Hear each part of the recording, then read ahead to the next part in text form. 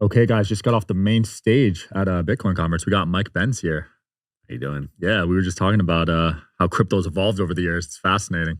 Fascinating story. Yeah.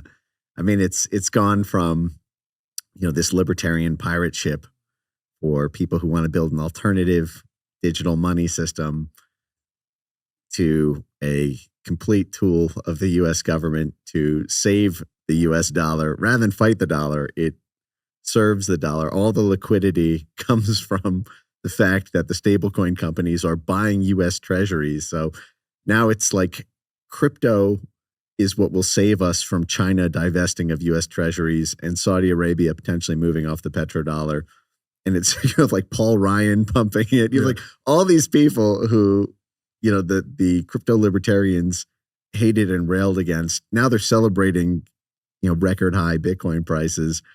And I don't think very many of them appreciate that what's driving it is the opposite of the thing that brought them into it. Right. I think they're so emotionally invested in the price of it at this point that they're willing to put everything else behind. Yes, but it's very useful marketing for the government. Yeah, it's working well. I always say this, which is like I'm bullish on bullshit, and I've been saying this for a decade now, which is that I do think that so many of the underlying dynamics, especially around the price of Bitcoin and the liquidity that flows through it, are bullshit. But I believe legitimately that people are going to get very, very rich from it, as they have, because I'm bullish on that bullshit. I believe that there is.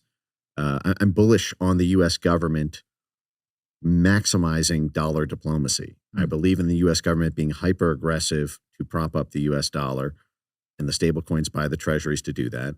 And I'm bullish on CIA money laundering. There is an almost infinite need for creative structuring to obscure illicit sources of funds, for arms trafficking, for gun. A lot of people say, they only use crypto or Bitcoin to buy drugs and guns, and they make it sound like the people doing that are, your retail street corner drug dealer. And it's like, no, the large transactions on that are nation states. It's like, look what's happening in Pakistan right now. Pakistan just speed ran the entire regulatory approval for this huge crypto architecture. Pakistan is the global capital of international narcotics trafficking and gun running, and it has been the vassal state of the U.S. government for 50 years, and the UK government, beyond that. This is where we put BCCI, the CIA's proprietary scam bank, to fund the Mujahideen in the 1980s, when we were taking the drugs from the Golden Crescent and laundering it through the CIA's BCCI bank. Now you have crypto BCCI, and it's driving up the stock price the price of Bitcoin to huge levels, and I think that's likely to continue. But that's not libertarian, free market, decentralized, plucky underdogs doing that. Yeah, it's big tectonic plates. Yeah, I don't think crypto is going to ever be decentralized again at this point. Right, we're in so deep. Yeah, it's not going to be anonymous like it used to be. Right, if it ever was. There's that debate going on too. Right, it's been tracked from the start. But what's interesting is you can achieve a kind of quasi-anonymity through stacking.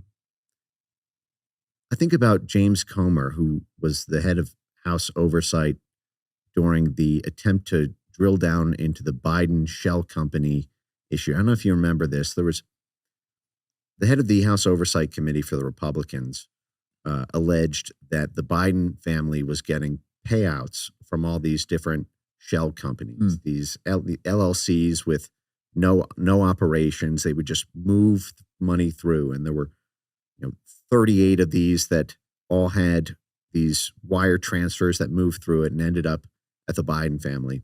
And it took, 3 years for them to trace and track all of the wallets effectively that were done through fiat. You can do that with Tether transactions, and it would take 10 years for a forensic investigator to be able to track it all, verify the activities of everything, check every level of it, create attribution, and then make a criminal case about it. And so I think there was actually I think it was Malaysia, had this big sort of tether stacking money laundering scandal. Just a few months ago, it broke. And,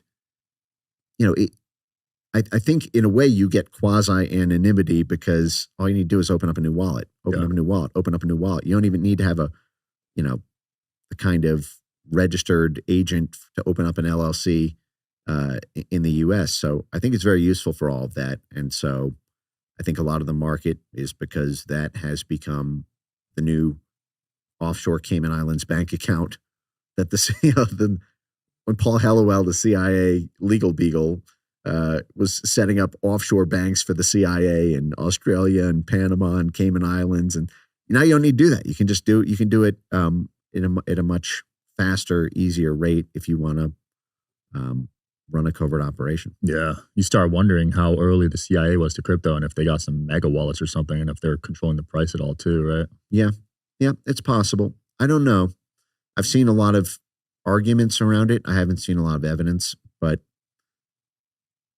who knows? Yeah. Well, they're probably good at covering their tracks, right?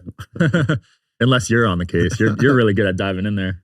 Well, I suppose if it were to be government, it would probably be an NSA thing, I would have to imagine, because, the whole thing is built on encryption.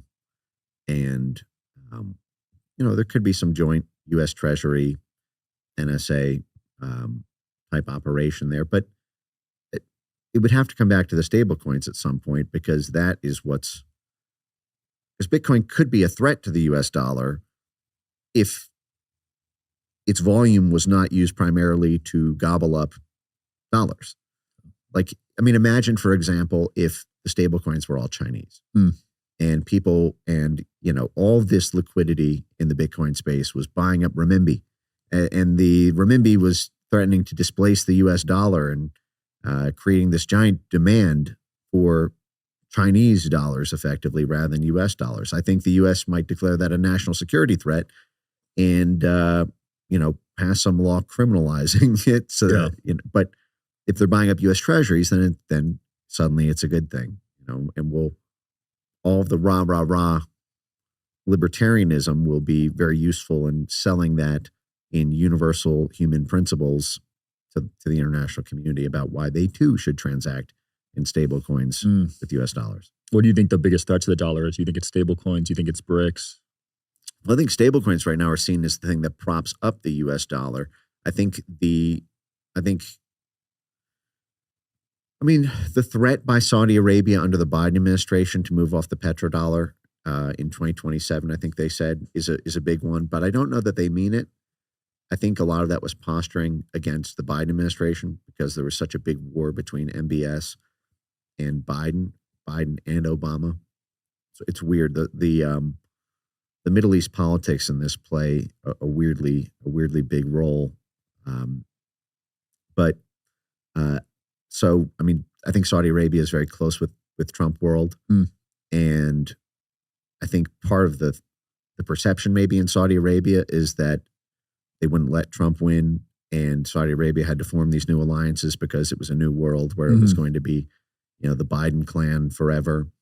But I think obviously China has been, one of the biggest purchasers of U.S. treasuries, propping up the U.S. dollar for a very, very long time. And they've recently started divesting in a very serious way. And I think that's part of what has caused strange places in Congress and the U.S. Treasury to back crypto as an industry, because China is not propping up the U.S. dollar at the volume it used to and is divesting from its current holdings. But, that's why I'm ultimately bullish on the space, although just for reasons kind of diametrically opposite. You think you have some personal bias not getting in early too? No, I was. You were? I was in for a long time. And like I said, I think it is going to continue to rise because of its utility. So I don't have any ill will ill will about it. It's I hope it continues. I know a lot of great people in the space. I think it's an interesting development. And in a weird way, it could end up saving the US dollar. I love America. I want dollar dominance. I don't want the dollar displaced as the world reserve currency. So, I mean, in a weird way, you can argue it's a good thing, but for um, reasons that you don't necessarily love seeing how the sausage is